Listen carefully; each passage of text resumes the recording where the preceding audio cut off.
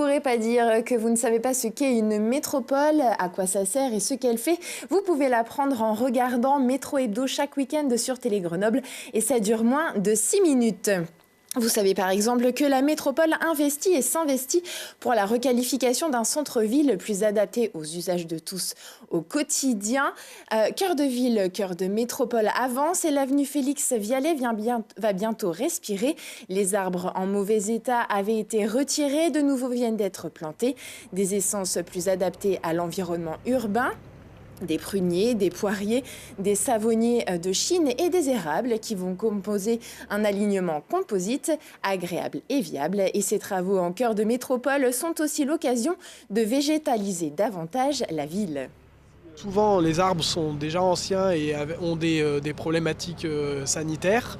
Et puis, dans tout renouvellement de projets d'aménagement, la politique métropolitaine, en accord évidemment avec les villes concernées, cherche à renforcer la présence de l'arbre, de la nature en ville, pour mieux végétaliser et apporter une place plus importante aux espaces verts dans la ville. Aujourd'hui, on a des fosses assez importantes qui font le tour de l'arbre et qui le permettent de le protéger, de favoriser son développement, sa croissance de manière correcte et surtout de l'éloigner de tous les effets polluants liés aux véhicules et autres problématiques polluantes qu'on peut avoir en ville en fait.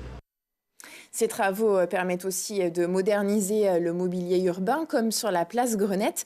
Les candélabres au sodium sont remplacés par des LED suspendus. L'accessibilité des voies, notamment sur les trottoirs, a également été renforcée. Coût des travaux 915 000 €, dont 51% financés par la métropole. Le FCG Rugby lutte pour garantir son maintien en top 14. Samedi prochain, 16 mars, il va recevoir un gros morceau, le Racing 92. Et pour éviter d'encombrer la ville et de chercher à vous garer, savez-vous que vous pouvez commander un bus? Et oui, Flex au stade, c'est une trouvaille de métromobilité. Pour tout vous expliquer, on a envoyé notre journaliste Laurie tester la formule. Rémi, bonjour. Bonsoir. Bonsoir. Vous êtes le chauffeur du Flex au stade. Expliquez-nous un petit peu le principe de ce service. Alors, c'est un service qui a été mis en place pour amener des personnes au stade pour voir des matchs du FCG ou du GF38. On vient récupérer les gens à leur domicile ou à une adresse 1h30 avant le match. Ils peuvent assister au match et ensuite on les ramène au domicile ou à leur adresse à laquelle on les a récupérés. Merci Rémi, je vais monter. Avec plaisir. Allons-y.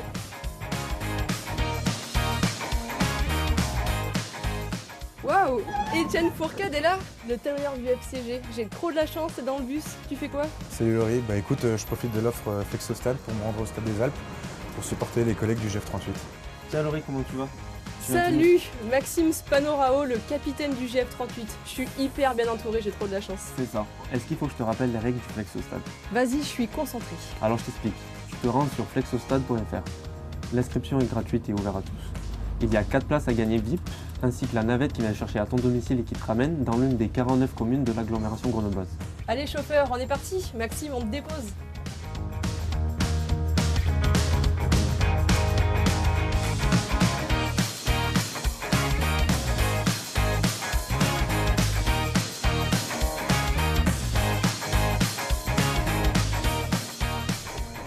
Bien, merci. Merci, bonne soirée. Bon Maxime, salut, bon match. Ouais, bonne chance. Tout à l'heure.